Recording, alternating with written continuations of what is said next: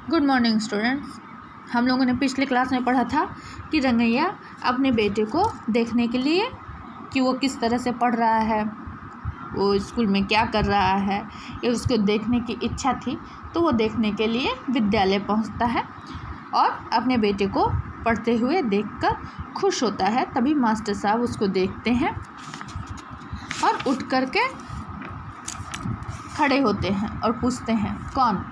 रंगैया, कैसे हो? कब आए यहाँ? मास्टर साहब उससे पूछते हैं। अभी अभी आया हूँ साहब, रमन को देखने की इच्छा हुई, चला आया, रंगैया कहता है। वह देखो रमन। अरे रमन, इधर आ। रहने दीजिए मास्टर साहब, पढ़ रहा है शायद, मेरे साथ चलो, अपनी पाठशाला दिखा दूँ तुम्हें। नहीं मास्टर साहब, रहने दीजिए, रमन ठीक से पढ़ रहा है ना। जैसे हर माँ बाप को उत्सुकता रहती है जानने की कि उसका बच्चा अच्छे से पढ़ाई कर रहा है कि नहीं कर रहा है, उसी तरह रंगैया को भी ये जानने की इच्छा थी। तो वो मास्टर साहब से पूछता है कि रमन ठीक ठाक से पढ़ रहा है कि नहीं। वो तो बहुत अच्छा पढ़ रहा है, लड़का बड़ा होशियार है, यह मास्टर साहब उसको बताते हैं। क्या यह सच है मास्टर साहब? इतनी बड़ी पुस्तक वो पढ़ने लगा है? मैं अभी यही चाहता हूँ साहब, मैं भी यही चाहता हूँ कि वो पढ़े लिखे। मैं अपना चमड़ा उतार कर चप्पल बना के दूंगा, फिर भी आपका ऋण नहीं चुका सकूंगा साहब। यह कह के वो नीचे झुक गया और उनके पाँव पकड़कर बोल पड़ा, आप इसको खूब पढ़ाइए साहब। मास्टर साहब को इस बात की उम्मीद नहीं थी कि रंगैया यूं झुककर उनके पाँव छुएगा। बच्चों को भी यह कुछ अजीब सा लगा। तुम यह क्या कर रहे हो रंगैया? कोई देखेगा तो अच्छा नहीं होगा। रमन की चिंता ना करो, बहुत बड़ा आदमी बन जाएगा, तुम्हें मोटर में बिठाकर घुमाएगा, मास्टर साहब उसे कहते हैं।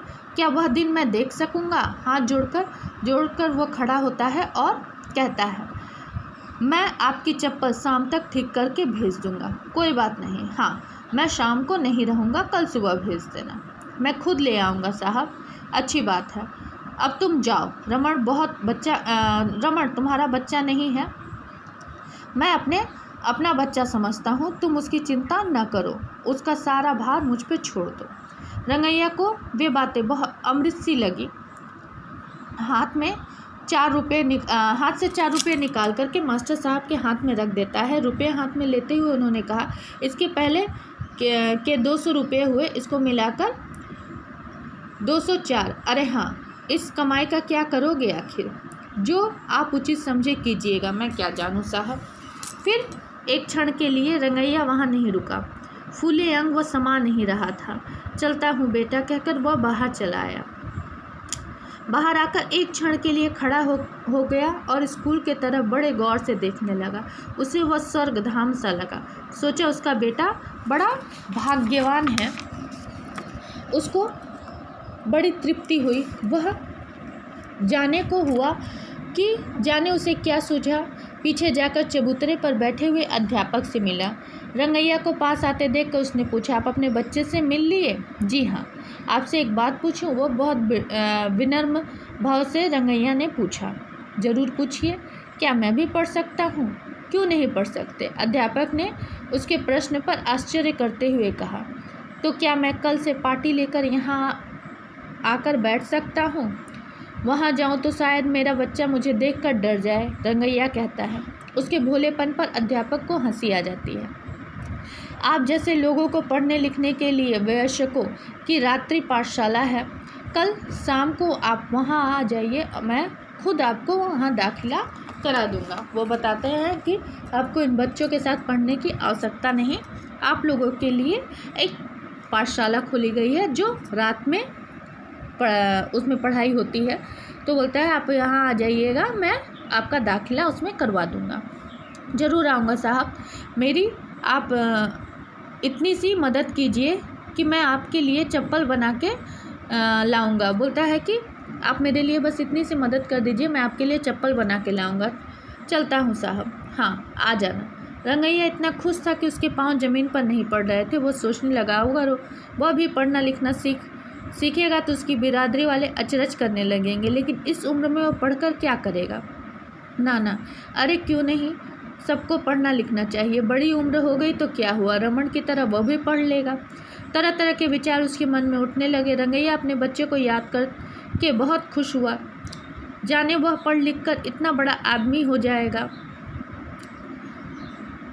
अगले साल दूसरी में, उसके बाद तीसरी में, फिर चौथी, पांचवी, इस तरह से रंगैया कल्पना करने लगता है कि वो पढ़ लिख जाएगा और एक दिन बहुत बड़ा आदमी हो जाएगा। हाँ, मास्टर साहब ठीक ही कह रहे हैं, कल रमन बहुत बड़ा आदमी बन जाएगा। चाय की दुकान के पास पहुंचकर रंगैया ने अपनी थैली उठा ली और घर की राह पकड़ी। फुटपाथ पर चलते चलते नाले का पुल पार करके वह थिएटर के सामने वाली झोपड़ी के पास पहुंच गया। जिधर देखो उधर ढेर सारे चमड़े के टुकड़े और पुरानी चप्पलों के चिथड़े पड़े हुए थे, और ठीक वैसे ही थी यहाँ के लोगों की ज़िंदगी भी। यहाँ हर कोई शराब पीता और गंदा रहता था। रंगैया उन्हीं लोगों में से एक है, मगर उनके साथ उठना बैठना उसको बिल्कुल भी पसंद नहीं था। नाले के किनारे एक मोड़ पर ही रंगैया की झोपड़ी, 3 सहतिर वाली, वहाँ की झोपड़ी में एक इमारत जैसी है। झोपड़ी के बाहर चबूतरा था। रंगैया जाकर उस पर बैठ गया। वह बहुत थका हुआ था और कंधे पर जो थैली थी वह अपने आप नीचे लुढ़क गई। उम्र के साथ साथ रंगैया की शक्ति भी क्षीण होती जा रही थी। बच्चे को बड़ा बनाने की एक ही आकांक्षा उसके शरीर को चलाए जा रही थी। धूप में चलने की वजह से उसका सिर चकरा गया था। उसने थोड़ी देर तक वहीं बैठकर आराम किया, फिर बाहर देखा। उसने अंदाज़ा लगाया कि दिन के 12 बजे होंगे।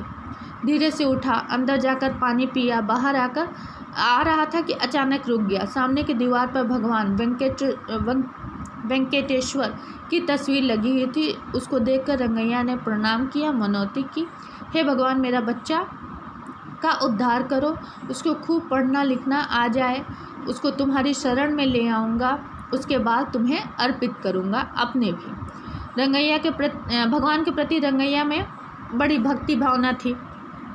बाहर आकर एक चबूतरे पर बैठ गया। सामने नाला बह रहा था और उसकी पानी की बदबू रंगैया के नाक में घुस रही थी। ऐसा लग रहा था कि फट जाएगी। बच्चे उसी पानी में डुबकी लगा लगा कर नहा रहे थे। औरतें उसी में कपड़े धो रही थी। रंगैया को मास्टर साहब की चप्पल याद आई। फ़ौरन मास्टर साहब के पुराने चप्पल थैले में से बाहर निकाला। सोचा, इनको नया चप्पल बना दूंगा, बिल्कुल नया, और मैं स्वयं जाकर उनके पाँव में पहना दूंगा। इससे बढ़कर बड़ा काम और क्या होगा। मामा, किसी की आवाज़ सुनाई दी। रंगैया ने सिर ऊपर उठाकर देखा। सामने 10 साल की एक बच्ची सड़ा हुआ आम चूसती दिखाई पड़ी। क्या बात है पोली, आज माँ की तबीयत ठीक नहीं है, आज खाना नहीं बना सकेगी। रंगैया ने एक गहरी सांस ली। क्या हुआ है तेरी माँ को? मुझे नहीं मालूम। ठीक है। वह बच्ची चली गई। रंगैया ने थैली में से सामान निकालकर मास्टर साहब की चप्पल को ठीक करना शुरू किया। उसको बड़ी सावधानी से ठीक ठाक करके सी दिया। बिल्कुल नया रूप हो गया। यह सब काम करने में 1 घंटा लगा। फिर उसकी पालिश भी कर दी। उनको बाजू में रखकर उनकी सुंदरता पर स्वयं ही मुग्ध हो गया। चप्पल जिस हालत में थी, अब वो चप्पल एकदम नई जैसी हो गई। तो उसको देख करके वह खुद ही उस पर मुग्ध हो गया। नया चप्पल बनाने में या पुराने चप्पल को नया बनाने में रंगैया बड़ा माहिर था, और यह बात उस गांव में सबको मालूम थी। मास्टर साहब की चप्पल उसने अटारी पर रख दी। उसको बड़ी भूख लग रही थी। द्वार बंद करके सड़क पर आ गया। नल के पास ही रेलवे प्लेटफॉर्म वाला होटल था। एक औरत बड़ी टोकरी में भात, हांडी के सांभर और एक दूसरे बर्तन में मट्ठा रखकर बैठी हुई थी। 4 रिक्शे वाले उसके चारों ओर बैठकर खाना खा रहे थे। रंगैया ने नल के पास जाकर हाथ मुंह धो लिया। बनियान के छोर से मुंह पोंछते हुए वहां जाकर उस औरत के बाजू में बैठकर उसने पूछा, क्यों गंगा, आज क्या क्या बना रही है खाने में? बैंगन का सांभर और पिटुआ की चटनी। गंगा ने उत्तर दिया, अच्छा, एक पत्ता इधर डाल दे। क्यों नहीं, अभी लो। गंगा ने एक पत्ता उसके हाथ में दे दिया। रंगैया बैठ गया। गंगा ने टोकरी के ऊपर एक कपड़ा हटाकर एक छोटे से बर्तन से तौलकर 3 बार रंगैया के पत्ते में भात डाल दिया और पूछा, चटनी डालूं या सांभर? चटनी। गंगा ने चटनी परोस दी। रंगैया अन्न को नमस्कार करके खाने लगा। क्यों गंगा, यह धंधा कैसा चल रहा है? चावल का दाम तो और भी बढ़ गया, क्या करूं? 5 पैसे और बढ़ाने का सोच रही हूँ। हाँ हाँ ज़रूर बढ़ा दो, ज़रा सांभर डालना इस पर। गंगा ने 2 चम्मच सांभर डाल दिए। उसने बाकी खाना उसी से खा लिया और थोड़ा मट्ठा पीकर उंगलियां चाटते हुए नल के पास जा पहुंचा। वहाँ हाथ धोकर पास वाले पीपल के पेड़ के नीचे बैठ गया। बैठे बैठे उसको नींद आ गई। वह कितने देर सोया खुद उसे ही नहीं पता था। किसी ने उसको उठाया तो वो हड़बड़ा कर उठ बैठा। क्यों रे नारिगा, क्या हुआ? रंगैया ने पूछा। उठो दादा, जल्दी उठो, हमारी पल्ली में आग लग गई है। आग? यह कहकर वह भाग खड़ा हुआ। रंगैया का दिल एकदम बैठ गया। थिएटर की तरफ का आसमान धुएं से भर गया। वह जल्दी से उठ खड़ा हुआ और जल्दी जल्दी चलने लगा। शाम को 4 बजे का वक्त था। आग कैसे लगी इसका किसी को पता नहीं। सब के सब झोपड़ियाँ आग में जल रही थी। ज्वालाएं आसमान को छू रही थी। सब जगह रोना धोना सुनाई दे रहा था। घर का सामान बाहर निकालना मुश्किल हो रहा था। पुराने टायर, चमड़े आग में जलकर बदबू पैदा कर रहे थे। कुछ साहसी व्यक्ति जलती हुई झोपड़ियों में घुसकर छोटे मोटे सामान निकालने की कोशिश जरूर कर रहे थे, मगर उनको कोई सफलता नहीं मिल रही थी। आग और तेजी से बढ़ने लगा। रंगैया हाँफते हुए आया। जलते हुए अपने घर की तरफ देखा। छत पूरी की पूरी जल गई थी और तेज आग की आंच दूर तक पहुंच रही थी। मास्टर साहब की चप्पल अंदर अटारी पर रखे हुए थे। रंगैया का मन उनको याद करके व्यथित होने लगा, छटपटाने लगा। उसके बगल में एक युवक खड़ा था। देख बेटा, अंदर अटारी पर चप्पल रखे हुए मास्टर साहब के, जरा ला दो, तुम जितना पैसा मांगोगे दे दूंगा। रंगैया ने कहा। दादा, तुम पागल तो नहीं हो गए हो? वहाँ इतनी आग धधक रही है और तुम कहते हो कि अंदर जाकर सामान ला दो। नहीं नहीं, अब कुछ नहीं हो सकता है, युवक उन्हें समझाता है। रंगैया से रहा नहीं गया। वह जलती हुई झोपड़ी में अगर कोई बहुमूल्य वस्तु है तो वह है मास्टर साहब का चप्पल। उसको लगता है कि उस जलती हुई झोपड़ी में उसकी एक बहुमूल्य वस्तु है, और वो बहुमूल्य वस्तु क्या है? मास्टर साहब की चप्पल। जाने वो किस आवेश में था। उसने यह नहीं सोचा कि आखिर चप्पल है, नया बनाकर दिया जा सकता है। उसने अपनी सारी शक्ति केंद्रित करके फौरन जलती हुई झोपड़ी में कदम रख दिया, द्वार को धकेलते हुए। उसी वक्त आग बुझाने का दमकल आ गया।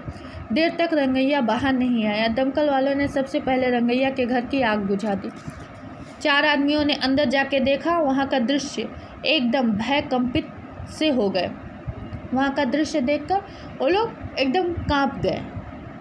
रंगैया मुंह के बल गिरा हुआ, ऊपर का शरीर जल गया था। रंगैया जल गया। इस घटना की खबर भी आग की तरफ चारों तरफ फैल गई। दौड़कर सब के सब वहाँ इकट्ठा हो गए। रंगैया को उठाया गया। मास्टर साहब के दोनों चप्पल पॉलिश किए हुए ज्यों के त्यों चमक रहे थे और वे दोनों उसके पेट के नीचे थे। रंगैया ने प्राणों का निकलना अगर किसी ने देखा है तो उन चप्पलों ने देखा है बस। रंगैया का जब प्राण निकल रहा था तो ये उस समय वो कैसे था, क्या महसूस कर रहा था, ये चीज़ अगर किसी ने देखी है तो वो किसने देखी है? सिर्फ उन चप्पलों ने देखी है, क्योंकि रंगैया ने अपने प्राणों की बलि देकर भी उस चप्पलों को बचाया।